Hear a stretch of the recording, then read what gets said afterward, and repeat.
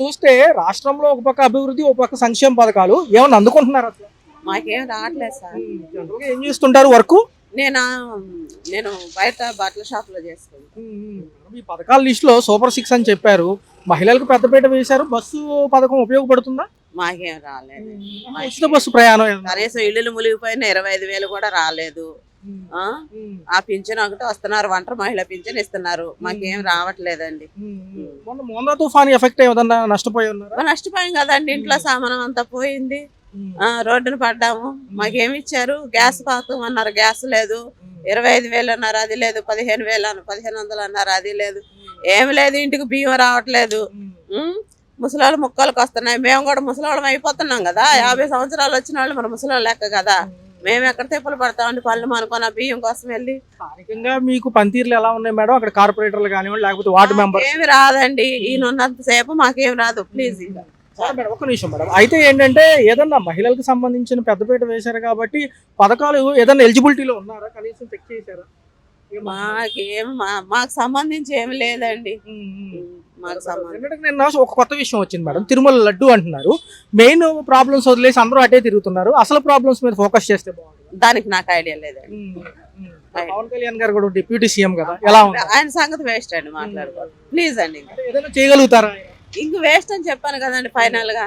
సరే సరే, ఇంకేమైనా ఇబ్బందులు ఉన్నాయా? ఇంక ఇబ్బందులు ఏమున్నా, ఇంక మన ఆయన ఏం తీర్చలేడు. మా ఇబ్బందులు మేమే తీర్చుకోవాలి. ఆరోగ్యశ్రీ కార్డు వర్కౌట్ అవుతుంది, అవన్నీ ఉన్నాయి. అవన్నీ వేస్ట్ అండి. ప్రజలకు అభిప్రాయాలు తెలిసిపోతున్నాయి కదా. ఇంకెందుకు మీరు మైక పెట్టుకుని ఎంట్లో నుంచోట, అది కూడా వేస్టే. చూశారు, ఒక పక్క సంక్షేమంతో పాటు అభివృద్ధి అంటుంది ప్రభుత్వం.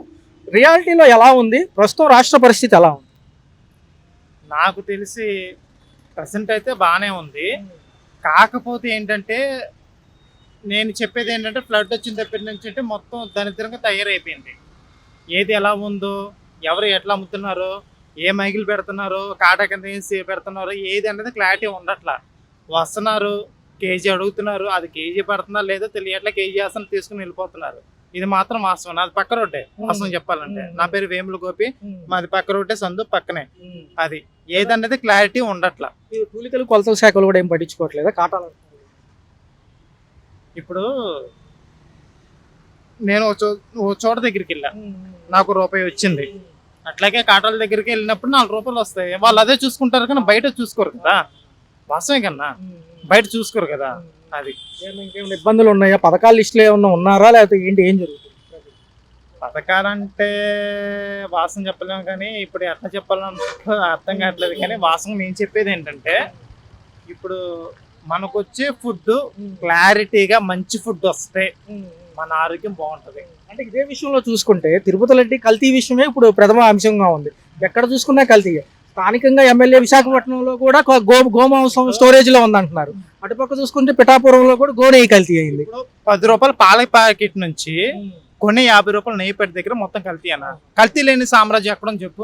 ప్రతిదీ కల్తీ. ఇప్పుడు మనం రూపాయి తీసుకుంటున్నాం, ఆ రూపాయి దగ్గర ఏంటంటే 10 రూపాయలు వాళ్ళు వస్తున్నాయని చెప్పేసి కల్తీ చేస్తున్నారు. అప్పుడు ఏం చేస్తాం మనం? వరకు సాగింది కాబట్టి పెద్ద పెద్ద ఆలయాల్లో కూడా ఇలా జరగడం ఎంతవరకు సంబంధం? తప్పెవరు అంటారు? అంటే అంత అవకాశం ఇవ్వడానికి తప్పెవరు అంటారు? నమ్మడం మన తప్పు అంటారు, చేయడం వాళ్ళు తప్పు అంటారు. ఇప్పుడు తప్పెవరిదని క్లారిటీ చెప్పాలంటే, ఇప్పుడు గవర్నమెంట్ కి సంబంధించిన ప్రసారం అయితే వివరంగా క్లారిటీ చెప్పాలంటే వాళ్ళు కరెక్ట్ గా అన్ని అంచనా వేసుకుని పట్టించుకుంటే మనకి బాధలు ఉండవు. అది ఇప్పుడు సరే వాళ్ళు పట్టించుకుంటున్నారు, మొత్తం చేస్తున్నారు. ఇక్కడ రైతుల దగ్గరకు వచ్చి మంత్లీ ఇస్తున్నారు, ఇక్కడ వీళ్ళ దగ్గరకు వచ్చేసరికి ఏంటంటే మొత్తం వివరంగా ఏంటంటే ఆటోమేటిక్ ఏంటంటే మారిపోతున్నాయి. అది కల్తీయా అదే ఇదని చెప్పేసి మనం ఎవరు క్లారిటీ ఇవ్వలేము. ఎందుకంటే మన దగ్గర నుండి చూడలేదు. అది నేను చెప్పేది అదే. ఇదే ఆవు ఆయిల్ కల్తీ అంటున్నారు. పవన్ కళ్యాణ్ గారు కూడా దీని మీద మంచి కఠినమైన చర్యలు తీసుకుంటామంటారు. ఎలా ఉండబోతుంది? ఈ కల్తీ సామ్రాజ్యాన్ని అరికట్టాలంటే ఏం చేయాలి? వాస్తవం చెప్పాలంటే నేనున్నది టీడీపీ, అంతకుముందు వైసీపీ కాదు. ఇప్పుడైతే పిఠాపురంలోనే ఉన్నాను. పిఠాపురం పవన్ కళ్యాణ్ గురించి ఇంకా మాట్లాడాలనేది అనవసరం. ఎందుకంటే ఆయన ప్రతిదీ మంచిగా రోడ్లు వేస్తున్నాడు, అన్ని చూసుకుంటున్నారు. ప్రతిదీ నేనే చూస్తున్నాను. అదైతే వాస్తవం అంట. ఏంటంటే ఆయన ఫ్యాన్స్ అన్న కాబట్టి, ఫ్యాన్స్ అనే కాదు, నేను వైసీపీలో కూడా చేశాను.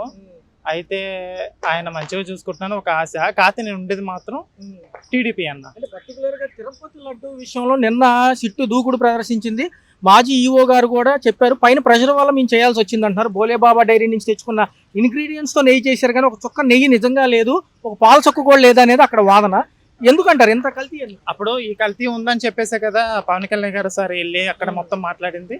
మొత్తం చేసి వార్నింగ్ కూడా ఇచ్చి వచ్చారా లేదా? ఇచ్చారు కదా. దాన్ని బట్టి ఇంకా వాళ్ళు ఇంకా అప్డేట్ అవ్వాలో ఇది అవ్వాలో అన్నది ఇంకా క్లారిటీ వాళ్ళకు ఉండాలి.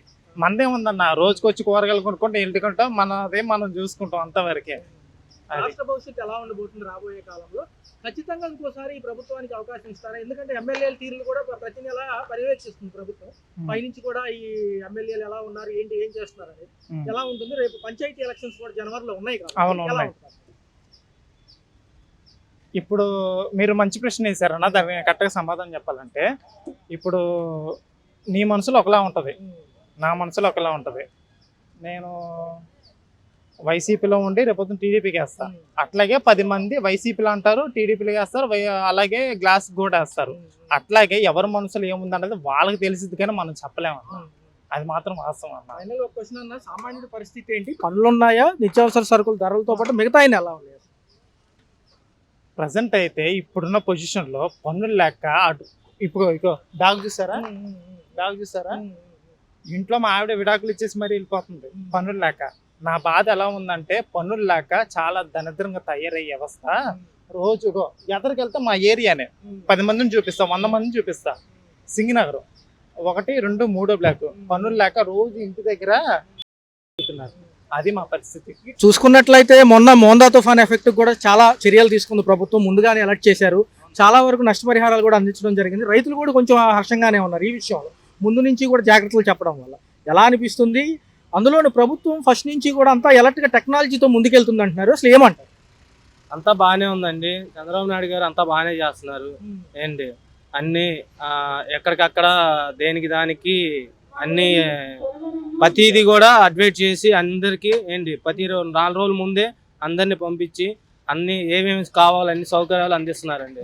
అది అన్ని బాగానే ఉన్నాయి. ఏంటి అది కూడా ప్రతిష్టాత్మకంగా చెప్పినట్టుగా అన్ని ఇస్తున్నారా, లేకపోతే ఏమైనా డిలే అనిపిస్తుంది? ఏం లేదండి, అంత బాగానే ఉంది. అది పథకాలు కూడా కొంచెం భారం అయినప్పటికీ కూడా అమలు తప్పదు కాబట్టి చేస్తున్నామని చెప్పారు.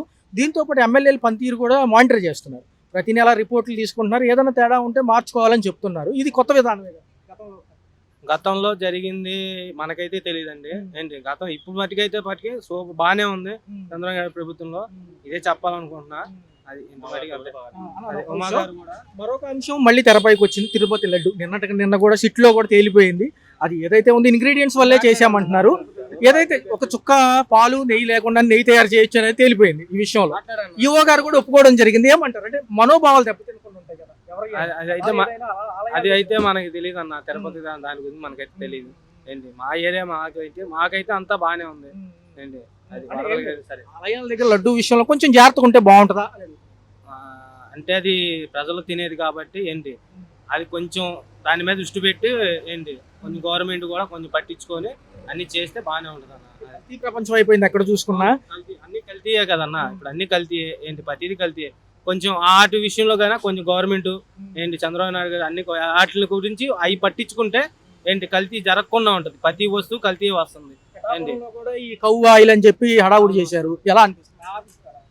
అది కూడా కొంచెం ఆయిల్ పరంగా ఏంటి అందరూ తినేది, కొంచెం అయితే వంటలు చేసుకునేది కాబట్టి ఏంటి దాని పరంగా కూడా కొంచెం ప్రభుత్వం పట్టించుకోవాలని చంద్రబాబు గారిని కోరుకుంటున్నాం. ఇదే సరుకుల ధరలతో పాటు అనేక అంశాల్లో రాష్ట్రం ఎలా ముందుకెళ్తుంది? అనేక అంశాల్లో రాష్ట్రం ముందుకంటే ప్రస్తుతానికైతే పరిపాలన బాగానే అవుతుంది. ఏంటి వీటి గురించి అయితే కానీ కొంచెం ఏదైనా సరే మంచిగా ఎమ్మెల్యేలు కానీ ఏదైనా సరే కొంచెం అందరూ కొంచెం పట్టించుకొని ప్రజల్ని పట్టించుకొని చేసి ప్రజలకు కొంచెం అండదండగా ఉంటే అదే మాకు కావాలి. అది విశాఖపట్నంలో కూడా కోల్డ్ స్టోరేజ్ లో కౌ మీట్ అంటున్నారు, ఎంతవరకు నిజమంటారు? ఒక అంశం రాగానే అన్ని అలా అలుగుపోతా ఉంటాయి, మీకు తెలిసిందే. ఎందుకంటారు? అది కూడా స్థానిక నేత అంటున్నారు కదా. స్థానిక నేత అంటే అన్న ఇప్పుడు విశాఖపట్నం అనేది ఏంటి అది వాళ్ళ పరంగా అటు నుంచి వచ్చేదాన్ని బట్టి ఏంటి ప్రభుత్వం కూడా పట్టించుకోవాలనేది కోరుతున్నాం. అది అదే అన్న. అంటే ఫస్ట్ బీజేపీ కూడా ఇలాంటి వాటికి వ్యతిరేకంగా ఉంటుంది, గో వతలు కానివ్వండి, గో మాంసాలకి. మరి అలా స్టోరేజ్ చేసుకోవడం, మరి అందులోని ప్రెసెంట్ పార్టీ నేత అంటున్నారు కదా. అది అది ఆపేయాలన్న. గోమాతని ఏంటంటే అది పూజించేది కాబట్టి ఏంటి, గోమాతని ఎప్పుడైనా సరే మనం పూజించేది కాబట్టి దాని పరంగా వాటిని బ్రాండ్ చేయండి. కట్ చేయటం కానీ ఏంటి, దానికి ఏదైనా సరే అమ్మటం కానీ ఏంటి, దాని పరంగా గోమాత దేవుడితో సమానం. అది మట్టికి కొంచెం ప్రభుత్వం దృష్టికి తీసుకెళ్లాలని కోరుకుంటున్నాను అన్న. చూసుకున్నట్లయితే రాష్ట్రంలో ప్రస్తుత పరిస్థితులు ఎలా ఉన్నాయి? సంవత్సరంన్నర పైచిలుకు అవుతుంది. త్వరలో రేపు జనవరిలో కూడా స్థానిక ఎన్నికలు ఉన్నాయి. పంచాయతీ ఎలక్షన్స్ కూడా త్వరలో ఉండబోతాయి అంటున్నారు. మరి రాష్ట్ర భవిష్యత్తు ఎలా ఉండబోతుంది? ఇప్పటి వరకు ఎలా ఉంది? రాష్ట్ర భవిష్యత్తు మన కళ్ళ ముందు ప్రత్యక్షంగా చూస్తున్నామండి. ఇంకా భవిష్యత్తు ఎలా ఉండబోతున్న ప్రశ్న మీరు అడగవసరం లేదు, మేము చెప్పవసరం లేదు. ప్రత్యక్షంగా మనకి రాష్ట్ర భవిష్యత్తు కానీ, పెట్టుబడులు కానీ, అమరావతి అభివృద్ధి కానీ మన కళ్ళ ముందు ప్రత్యక్షంగా కనబడుతుందండి. ఇది అభివృద్ధి ఎంత వేగంగా జరుగుతుందంటే ఒక 20 సంవత్సరాలు ముందుకి అభివృద్ధి జరుగుతుందండి. చూసుకున్నట్లయితే ఒక్క గతంలో మొన్న మా తొలి విడత మలి విడత ఎలక్షన్స్ కి బీహార్కి సంబంధించి ఈయన కూడా ఎన్డీఏ భాగస్వామ్యంలో వెళ్ళి అక్కడ ఎలక్షన్ ప్రచారం చేసి వచ్చారు లోకేష్ గారు. మరి ఎలా అనిపిస్తుంది? మంచి నాయకుడు ఉన్నాడు కాబట్టి మనకు అన్ని కూడా సక్రమంగా జరుగుతుంది, డెవలప్మెంట్ వైపు వెళ్తుందని లోకేష్ గారు అంటున్నారు. ఇటుపక్క రాయచోటిలో కూడా ఆయన ఒక వాగ్దానం చేశారు సీఎం గారు, వచ్చే ఉగాది కల్లా 5 లక్షల గృహప్రవేశం జరుగుతాయి అంటున్నారు. మరి ఎలా ఉండబోతుంది? రాష్ట్రం ముందుకెళ్తుందంట. ఇది శుభ పరిణామం అండి. పేదలందరికీ సొంత ఇంటి కళ నెరవేర్చడానికి ఎన్డీఏ ప్రభుత్వం ఎంతో గట్టిగా కృషి చేస్తుందని మేము కూడా నమ్ముతున్నాం అండి. బీహార్లో కూడా ఆల్రెడీ ఎగ్జిట్ పోల్స్ ప్రకారం ఎన్డీఏ 140 దాకా వచ్చేట్టు ఎగ్జిట్ పోల్స్ చూస్తున్నాం అండి. ఇది మేము చాలా ఆనందకరమైన విషయం అండి. మన భారతదేశంలో ఎన్డీఏ ప్రభుత్వాలు ప్రతి రాష్ట్రంలో ఏర్పడి ప్రతి రాష్ట్రం అభివృద్ధి చెందాలని మేము కూడా ఆనందపడుతున్నాం. మరి ఏదన్నా డిలే అవుతుందా ఇచ్చిన సంక్షేమ పథకాల అమల్లో కానివ్వండి? ఎక్కడన్నా అరకొరగా కొన్ని ఉండొచ్చు, కానీ కాకపోతే ఏంటంటే ఒక పక్క ఇంత భారాలు కూడా వెచ్చించి ఒక పక్క అభివృద్ధి అంటే కొంత సమయం పడుతుంది అంటున్నారు చాలా మంది. నిజమే అంటే సమయం పడటం కాదండి, ఇక్కడ ఏంటంటే సంక్షేమ పథకాలు ఎక్కువైపోయినాయండి. అవన్నీ వన్ బై వన్ తీర్చుకుంటా వెళ్తున్నారు. ఇందులో డిలే అవ్వాల్సింది మాత్రం ఏం లేదండి. అన్ని అందరికి అందుతాయని మేము అనుకుంటాం. పార్టీ ప్రభుత్వాల అంశంలో చూసే ఉంటారు. నిన్న వార్తల్లో కూడా కొన్ని విషయాలు వస్తున్నాయి. అవి తెలియనప్పటికీ కూడా ఈ కల్తీ విషయాలకు వస్తే ఎలా ఉంది? ప్రపంచం అంతా కల్తీమయం అయిపోయింది. మరి ఆలయాల వరకు వెళ్ళడం మంచిదేనా? జనరల్ ఇది రాజకీయంగా ఇది కల్తీలు, ఇది ప్రభుత్వానికి సంబంధించిన విషయం అండి. ఇది గుళ్ళకి ప్రభుత్వానికి సంబంధించిన విషయం. ఇందులో నేను జోక్యం చేసుకోలేదు. ఎలా ఉండబోతుందన్న రాబోయే కాలంలో? మరి పంచాయతీ ఎలక్షన్స్ దగ్గరలో ఉన్నాయి. ఇటు పక్క చూసుకుంటే స్థానిక జడ్పీటీసీ, ఎంపీటీసీ కూడా చేస్తామంటున్నారు.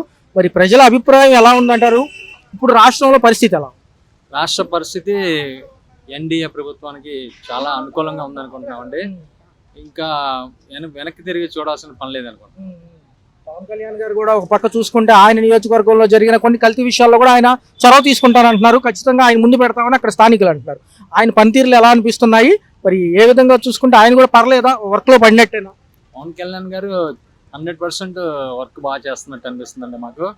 ఆయన వెనక్కి తిరిగి చూసుకునే పని లేదండి. ఎలా ఉంటుందన్న? మరి ఇంకోసారి కూడా ప్రభుత్వానికి అవకాశం ఇస్తే సుస్థిరంగా మేము సుపరిపాలనలో డెవలప్మెంట్ ఉంటుందని చంద్రబాబు నాయుడు గారు మొన్న రాయచోట్లో చెప్పడం జరిగింది. మరి ఎలా ఉండబోతుంది? ఎంత సమయం ఇవ్వచ్చు? ఇంకోసారి అవకాశం ఉంటుందా? మరి ప్రజల ఒపీనియన్స్ అనేవి లాస్ట్కి ఎలా ఉంటాయి మనకు తెలియదు కదా. ప్రజల ఒపీనియన్ గురించి కాదండి, ఇక్కడ ప్రభుత్వం పనితీరు కానీ, నాయకుల పనితీరు కానీ ఎంతో మెరుగ్గా అనిపిస్తుందండి. నిన్న చంద్రబాబు నాయుడు గారు మీటింగ్ పెట్టి, చంద్రబాబు నాయుడు గారు గౌరవ ముఖ్యమంత్రి 48 ఎమ్మెల్యేస్ పనితీరు సరిగ్గా లేదని ప్రత్యక్షంగా వాళ్ళ ముందే రిపోర్ట్ ఇచ్చారండి. అది ఆయన అబ్జర్వేషన్ బట్టి వాళ్ళు కూడా మెరుగుపరుచుకుంటారండి. ప్రభుత్వానికి ఆల్రెడీ ప్రజలు అవకాశం ఇచ్చారండి. 2 సంవత్సరాలు అవుతుంది, ఇంకా 3 సంవత్సరాల టైం ఉంది. భవిష్యత్తులో ఇంకా మెరుగ్గా పరిపాలన చేసే అవకాశం ఉందండి.